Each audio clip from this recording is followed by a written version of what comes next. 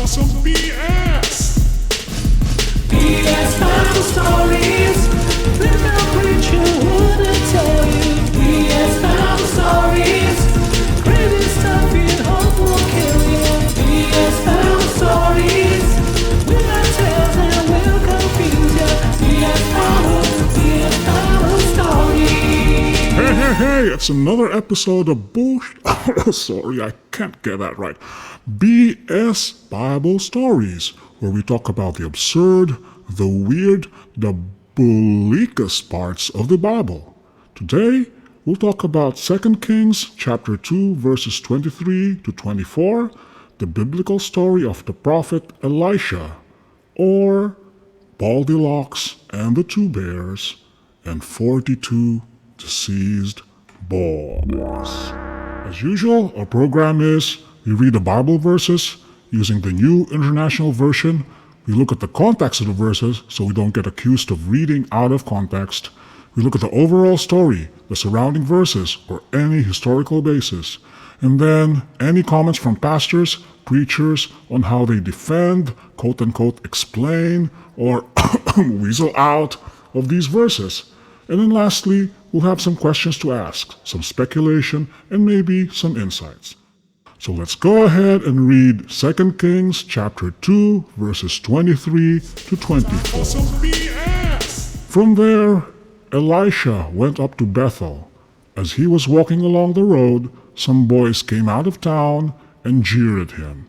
"Get out of here, Baldy." They said. "Get out of here, Baldy." He turned around, looked at them, and called down a curse on them, "In the name of the Lord." Then two bears came out of the woods and mauled 42 of the boys. Elisha's name means God is salvation. Elisha is a prophet and is mentioned in the Quran, and while there is no mention in the New Testament, he is venerated as a saint in Eastern Christian and Catholic sects. He served as a quote-unquote prophet or advisor to several kings of Judah. In the Bible, he was considered a protege and disciple of the prophet Elijah. When Elijah was quote-unquote taken up in the whirlwind, or he died, Elisha replaced him and got twice his power and performed twice more miracles. Chapter 2 of 2 Kings is when Elijah was caught in the whirlwind and turned over the prophet position to Elisha. Elisha then proceeded to perform miracles, including cleaning water in a spring with the use of salt. Side note to the science ignorant, while salt water will kill germs and make the water clean, it will be unsuitable for drinking. But science was never the Bible's strong suit. Which brings us to the main event, the climax of the chapter. At least 42 boys jeered Elisha with Baldy, so he cursed them. And then 2 she-bears came and mauled the 42 boys. So did he count the boys, or did he make them count off 1, 2, 3, 40, 41, 42? Some translations say she-bears. Are females the only kind of bears that can kill?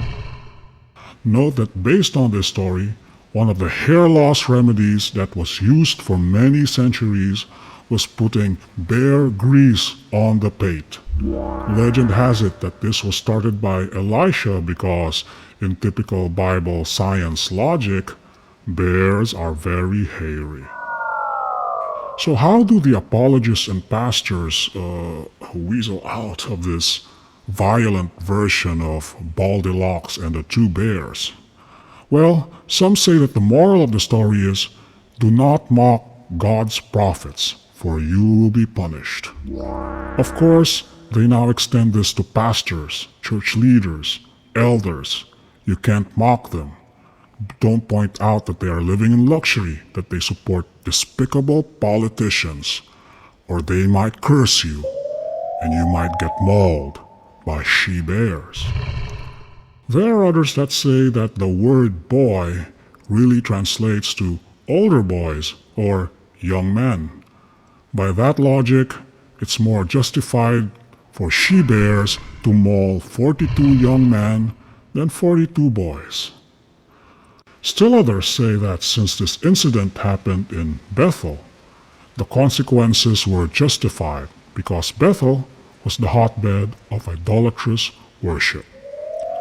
Still others actually question if the 42 young men actually died, since all it said was they were mauled, pawed, clawed, bitten by the she-bears.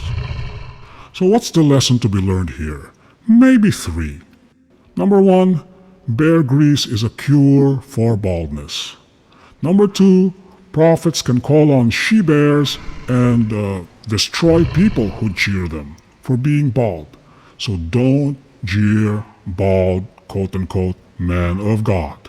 And lastly, absolutely nothing. It's a BS story that shows large portions of the Bible are absolute BS. If you answered C, you would be absolutely correct. So join us again next time for another episode of BS Bible Stories. BS Bible Stories.